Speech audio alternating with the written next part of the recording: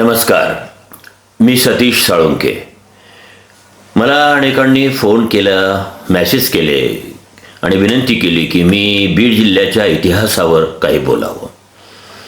तुम्हा सर्वांच्या विनंतीला मान देऊन मी बीड जिल्ह्याच्या इतिहासावर महिन्यातून एक 2-3 एपिसोड करायचे ठरवलेलं आहे आणि त्याचं नाव आहे ऐतिहासिक बीड जिल्हा. खरं म्हणजे हा सारांशचाच एक भाग असेल, पण सदर मात्र थोडं निराळं असणार आहे. जिल्ह्याच्या इतिहासावर प्रकाश टाकणारा या सदरात आपण जिल्ह्याच्या इतिहासाची माहिती घेणार आहोत.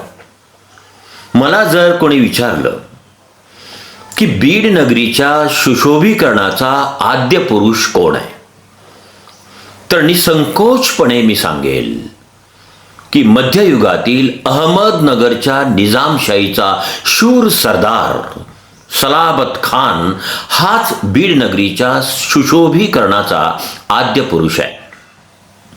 कोण होता सलाबत खान, त्याचा बीड नगरीशी काय संबंध होता आणि बीडसाठी त्याने काय केलं, हे सगळं आपण पाहणार आहोत पुढच्या काही मिनिटांमध्ये.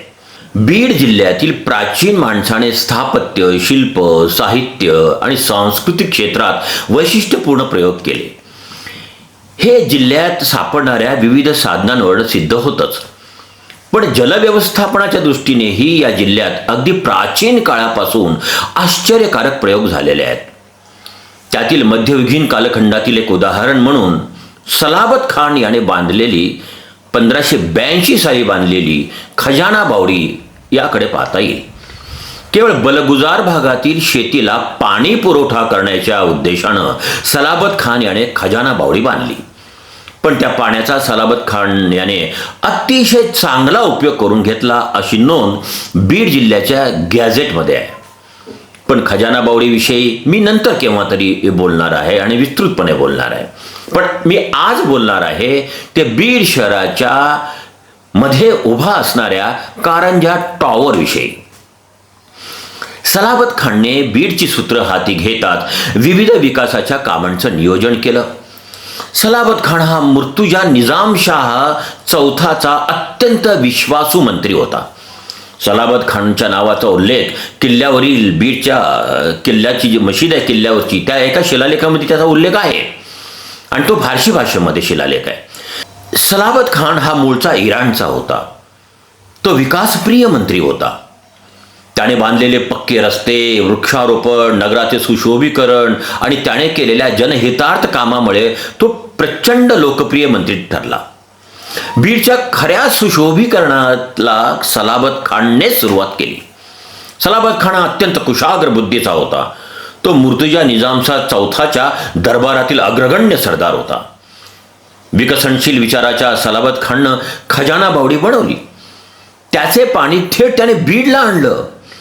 हे पाणी खजाना विहिरीतून फुटक्या नळातून एका भुयाराच्या माध्यमातून बीड शहरात आज जे KSK महाविद्यालय आहे ना, तिकडे जाणारा जो रस्ता आहे त्या रस्त्याला न्यायाधीशांचं निवासस्थान आहे. त्याच्या बाजूला रस्त्याच्या शेजारी हे भुयार उघडे होत होते. हे मी स्वतः पाहिलेलं आहे. पुढे काही लोक त्याला आसरा देवी म्हणून त्याची पूजा पण करत होते. आता हे भुयार पूर्णपणे बंद झालेलं आहे. सलाबत खानने या पाण्याचा वापर करून, या पाण्याच्या प्रवाहाचा वापर करून बीड शहरात उद्यान उभारले. हे उद्यान खासबाग या नावानं ओळखलं जातं. जुन्या SP ऑफिसमध्येही जे अगोदर उद्यान होतं ते याच पाण्यावर फुलवलं गेलं होतं. तत्कालीन काळात खासबाग हे उद्यान अप्रतिम होते. त्यात अति महत्त्वाचे खास सरदार, त्यांच्या परिवारातील सदस्य फिरायला यायचे. सलाबत खान यावर थांबला नाही, तर त्याने खासबागेत येणारं पाणी बीडच्या किल्ल्याच्या पायथ्याशी मुख्य जो चौक होता त्या चौकात सायफन या शास्त्रीय पद्धतीचा वापर करून वळवलं. हे पाणी एका विहिरीसारख्या मोठ्या हौदामध्ये एकत्रित केलं.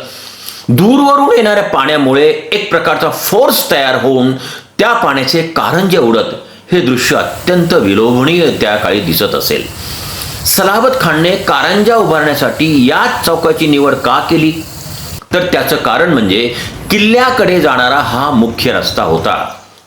आज किल्ले मैदान ज्याला आपण किल्ले मैदान म्हणतो, त्या ठिकाणी मोठा किल्ला होता हा यादवकालीन किल्ला होता. नंतर तो अहमदनगरच्या निजामशाहीच्या हातात गेला. त्यानंतर तो मुघलांच्या ताब्यात हा किल्ला गेला. आज मितीला हा किल्ला पूर्णपणे जमीनदोस्त झालेला आहे. त्याचे अवशेष मात्र काही दिसतात, हे खरं आहे. याविषयी मी नंतर केव्हा तरी बोलणारच आहे. या किल्ल्यावर असणाऱ्या मशिदीवर मुघलकालीन शिलालेख आहेत. वल्लभी महाविद्यालय याच किल्ल्यावर आहे. हा भाग आजही किल्ले मैदान म्हणून ओळखला जातो. या किल्ल्याकडे जाणारा जो मुख्य रस्ता होता त्याचं सुशोभीकरण कारंज्याच्या माध्यमातून सलावत खाननं केलेलं होतं. परंतु 200-300 वर्षानंतर बीडची वस्ती प्रचंड प्रमाणामध्ये वाढली आणि खजाना बावडीतून बीडकडे येणाऱ्या नहरी बंद पडल्या. त्यामुळे हे कारंजेही बंद पडले. त्यानंतर पुढे जवळपास 300 ते 350 वर्षानंतर सन 1905च्या दरम्यान हैदराबादचा निजाम मीर मेहबूब अली खान आसफ जहा सहावा याने या कारंजावर एक टॉवर उभा केला. मात्र पूर्वीच्या कारंजामुळेच या टॉवरलाही कारंजा टॉवर असं नाव दिलं गेलं. कारंजा टॉवर 50 फूट, अंदाजे 50 फूट उंच असून त्याचा व्यास खालचा जो आहे जो साधारणपणे 21 फूट आहे आणि वरचा जो व्यास आहे तो 15 फूट व्यास आहे. तसंच त्याचं स्थापत्य चौकोनी म्हणजे लॅम्प टॉवर प्रकारचा आहे. त्याचा आकार हा लॅम्प टॉवर प्रकारचा आहे. कारंजा टॉवरला पश्चिममुखी प्रवेशद्वार असून वर जाण्यासाठी आतल्या बाजूनी अत्यंत मजबूत लोखंडी गोलाकार जिना आहे. त्यानंतर लाकडी बेसमेंट असून वर पुन्हा जाण्यासाठी लोखंडी शिड्या आहेत. त्यानंतर पुन्हा लाकडी बेसमेंट आहे. ही व्यवस्था केवळ टॉवरवर लावलेल्या घड्याळांच्या देखरेखीसाठी असावी. टॉवरला तिन्ही बाजूनी मोठ्या घड्याळ असून पूर्वेकडील घड्याळाची जागा मात्र मोकळी आहे. मात्र तिथेही केव्हा तरी घड्याळ असायला पाहिजे. टॉवरच्या घड्याळांवर व्हिक्टोरी VICTORI 1888 असं लिहिलेलं आहे. घड्याळाचे आकडे हे रोमन लिपीमध्ये आहेत. 1888 हे व्हिक्टोरी या घड्याळ बनवणाऱ्या कंपनीच्या स्थापनेचं वर्ष आहे.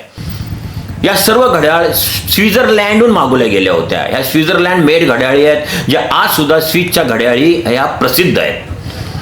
हैदराबादचा निजाम मीर मेहबूब अली खान आसफ खान सहावा हा ब्रिटिशांच्या आधिपत्याखाली एक प्रिन्सली स्टेट म्हणून कार्यरत होता. त्याच्या कारभारावर ब्रिटिशांचा मोठा प्रभाव होता. त्याच्यामुळे त्याच्या स्थापत्यावर ब्रिटिशांचा हा प्रभाव आपल्याला दिसतो. अशा प्रकारचे टॉवर आपण हैदराबादला सुद्धा पाहू शकतो. अहमदनगरच्या निजामशाहीत व हैदराबाद संस्थानात बीडला असलेले महत्त्व या कारंजा टॉवरमुळे स्पष्ट होतं. नगर रोडवरील निजामशाहीतला शिलालेख, राजुरी वेस, कारंजा टॉवर आणि किल्ला हा एकेकाळी बीडचा राजमार्ग असला पाहिजे. बीड जिल्ह्यात इतिहासात अगदी शालिवाहन कालखंडापासून ते हैदराबादच्या निजामशाहीपर्यंत, ज्याला आपण आझमशाही असं म्हणतो, अनेक आश्चर्यकारक आणि रोमांचकारी घटना घडलेल्या आहेत. या सगळ्या मी तुम्हाला टप्प्याटप्प्यानं सांगणार आहे. पण जर तुम्हाला हे सगळं माहीत करून घ्यायचं असेल तर कृपया मी तुम्हाला एक विनंती करणार आहे. आपण पाहतो पण आपण याला फॉलो करत नाही, किंवा यूट्यूबवर पाहत असेल तर आपण त्याला सबस्क्राईब करत नाही. असं करू नका. जर आपण फॉलो केलं आणि सबस्क्राईब केलं तर याच्यामुळे जे आहे ना, एक हा प्रामाणिक इतिहास किंवा सारांश सामाजिक आणि राजकीय सत्य विश्लेषण लोकांपर्यंत पोहोचवण्यासाठी या सत्यवादी पत्रकारितेला एक प्रकारचं जे आहे तर पाठबळ मिळतं. म्हणून मी तुम्हाला असं म्हणतो की जर कृपया आपण फेसबुकवर हा व्हिडिओ पाहत असाल तर त्याला फॉलो जरूर करा. आपण जर यूट्यूबवर पाहत असाल त्याला सबस्क्राईब करा. तुम्हाला जे काय वाटतं ते त्याबद्दल तुम्ही कॉमेंट्स करा, लाईक करा आणि ही माहिती जास्तीत जास्त लोकांपर्यंत पोहोचण्यासाठी हा व्हिडिओ पाहिला की तुम्ही त्याला शेअर करा आणि आपल्या ग्रुपवर टाका. या व्हिडिओला शेअर करून आपला इतिहास सर्व दूर जाऊ द्या. तर भेटूया अशाच एका अत्यंत इंटरेस्टिंग व्हिडिओ सोबत.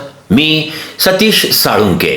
राम राम, अस्सलाम वालेकुम, जय भीम आणि पाहत रहा ऐतिहासिक बीड जिल्हा आणि सारांश.